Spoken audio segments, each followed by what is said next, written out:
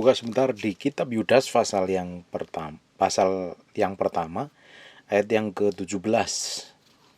Tetapi kamu saudara-saudaraku yang kekasih, ingatlah apa yang dahulu telah dikatakan kepada kamu oleh rasul-rasul Tuhan kita Yesus Kristus. Sebab mereka telah mengatakan kepada kamu, menjelang akhir zaman akan tampil pengecek-pengecek yang hidup menurutin hawa nafsu dan kefasikan. Di akhir zaman, hari ini, akan muncul orang-orang yang sukanya itu pengecek, menghina, merendahkan, melemahkan, yang sukanya membuli, tidak melihat orang dalam kacamatanya Tuhan.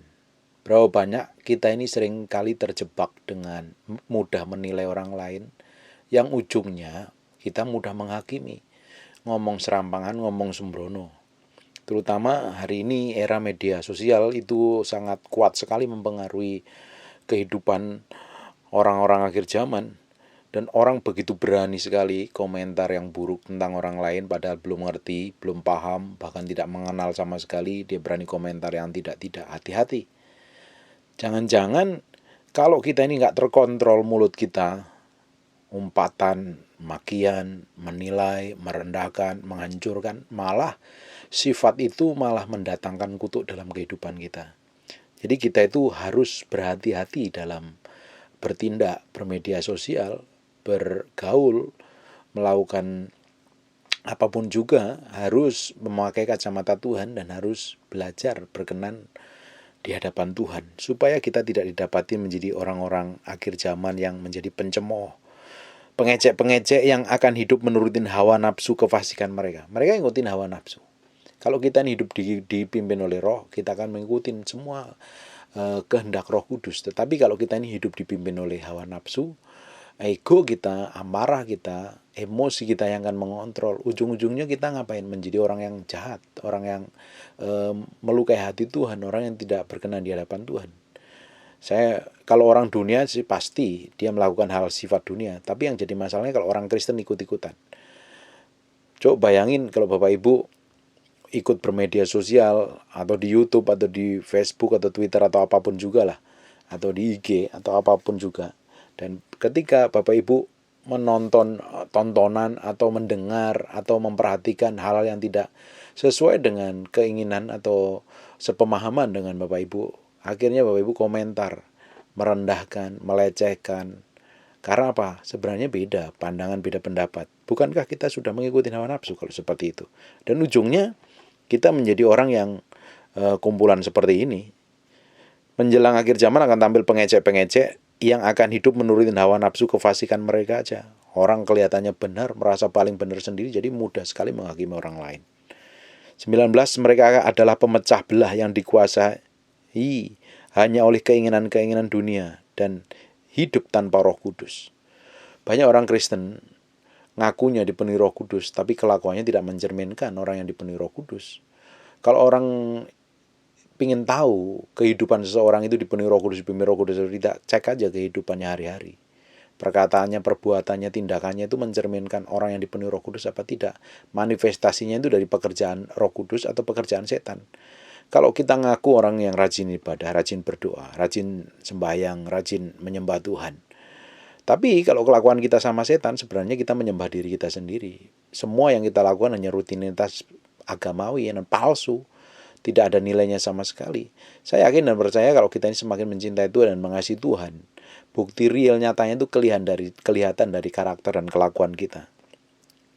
Tapi orang-orang yang seperti ini sudah gampang mengecek, menghina, mempertanyakan firman Tuhan, memecah belah. Saya tidak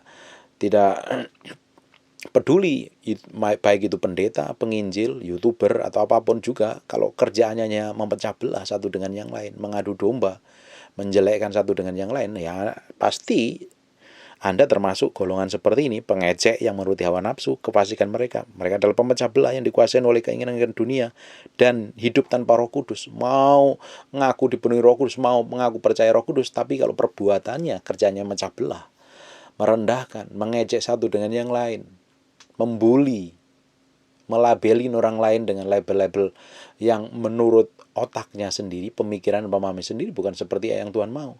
Ya ujung-ujungnya buat apa? Ujung-ujungnya ya tidak berkenan di hadapan Tuhan. Ujung-ujungnya orang-orang seperti ini adalah mencerminkan karakter, perbuatan, kelakuannya setan, bukan kelakuan Allah. 20 akan tetapi kamu, saudara-saudaraku yang kekasih, bangunlah dirimu sendiri di atas dasar imanmu yang paling suci dan berdoalah dalam Roh Kudus. Kita harus bangun iman kita setiap hari di atas dasar iman yang paling suci. Dasar hidup kita itu adalah Yesus Kristus. Dan bangunan di atasnya dibangun oleh firman, oleh kebenaran firman Tuhan. Dan yang penting itu apa? Dasar imanmu yang paling suci dan berdoalah dalam Roh Kudus. Saya itu yakin dan percaya kalau orang ngakunya rajin berdoa, kalau orang itu ngakunya rajin menyembah Tuhan, pasti hidupnya akan mencerminkan karakter Kristus. Bapak Ibu, kita itu berdoa bukan hanya sekedar makan pagi, siang, dan makan malam. Tapi berdoa itu harusnya menjadi kebutuhan. Nah, saya sudah ngomong berkali-kali, cara terbaik, cara tercepat untuk mematikan keinginan daging, menyangkal diri dan pikul salib adalah masuk dalam penyembahan, berdoa dalam Roh Kudus. Kalau Bapak Ibu sudah dipenuhi Roh Kudus dan tanda berbahasa lidah, pakai penyembah itu sebagai bahasa penyembahan kita, bahasa doa kita bersama Tuhan setiap saat, dimanapun Bapak Ibu berada. Karena tanda-tanda ini menyertai orang percaya ketika mereka dipenuhi Roh Kudus akan pasti dapat tanda satunya. Salah satunya adalah dipenuhi dengan Roh Kudus adalah berbahasa lidah. Pakai bahasa lidahmu untuk menyembah Tuhan. Bukannya sekedar bahasa lidah palsu yang bertahun-tahun tidak berkembang, ya hanya itu-itu saja. Dan dipakainya hanya di doa. Bahkan ngikutin pendetanya bahasa rohnya mirip-mirip begitu. Ya kalau benar dari Tuhan nggak akan seperti itu. Saya yakin dan percaya. Namanya aja bahasa, bukan kata loh. Bahasa itu pasti ada kumpulan kata-kata, pasti akan berkembang. Kalau kita ngomong loh, berdoalah dalam Roh Kudus loh. Jadi doa kita bisa diartikan berdoa dengan pakai bahasa roh, berdoa dalam proteksi perlindungan Roh Kudus, bergaul dengan keintiman dengan Roh Kudus. Jadi yang didoakan seperti yang Tuhan mau. Bukankah roh kita berdoa, mendoakan hal yang tersembunyi di hadapan Allah, yang tahu kita dengan Allah. Barang siapa berkata-kata dengan bahasa roh, dia tidak berkata-kata dengan dirinya sendiri, tapi dia berkata-kata dengan Tuhan. Roh kita komunikasi dengan Tuhan. Itu yang paling benar di hadapan Tuhan. Roh kita berdoa bersama-sama Roh Kudus, menyembah Tuhan. 20 akan tetapi saudara-saudaraku yang kekasih, bangunlah dirimu sendiri di atas dasar imanmu yang paling suci dan berdoalah dalam Roh Kudus. Peliharalah dirimu demikian dalam kasih Allah sambil menantikan rahmat Tuhan kita Yesus untuk hidup yang kekal. Tunjukkanlah belas kasihan kepada mereka yang ragu-ragu. Selamatkanlah mereka dengan jalan merampas mereka dari api. Tunjukkanlah belas kasihan dan sertai ketakutan kepada orang-orang lain juga. Dan bencilah pakaian mereka yang cemarkan oleh keinginan ke dosa. Yang kita benci itu harusnya perbuatan-perbuatan dosanya yang melawan Tuhan, bukan orangnya. Nah ini susah sekali membedakan. Orang seringkali terjebak dalam ini. Ketika orang yang dekat kita mengecewakan kita benci orangnya, bukan benci perbuatannya. Nah, harusnya yang paling berat buat orang percaya itu adalah mengampuni. Kalau ada orang-orang dekat kita, atau pasanganmu, istrimu, suamimu mengecewakan, atau keluargamu, atau orang tuamu mengecewakan kamu, apa mudah untuk melupakan kesalahannya? Susah sekali. Karena apa? Karena kecenderungan daging kita adalah membenci orangnya. Yang kita benci harusnya perbuatannya. Kita dekatin orangnya, kita ajarin kebenaran supaya dia berubah. Jadi kita ini tidak boleh mengikuti keinginan hawa nafsu kita sendiri. Kita harus belajar benar-benar mengikuti apa yang Tuhan mau. Bapak Ibu, kalau kita ini real ya, menjadi orang Kristen ya, orang real Kristen ya, pasti memiliki hubungan pribadi dengan Tuhan. Pasti hidupnya ingin diubahkan Tuhan. Ya bisa memang dalam prosesnya jatuh bangun, babak belur. Tapi tetap fokus kepada Tuhan, jerit sama Tuhan, minta kekuatan Tuhan. Itu yang penting. Jangan malah kita ikut kumpulan-kumpulan orang-orang yang suka menghina, mengejek, menyalahkan, memfitnah, menuduh, menghakimi.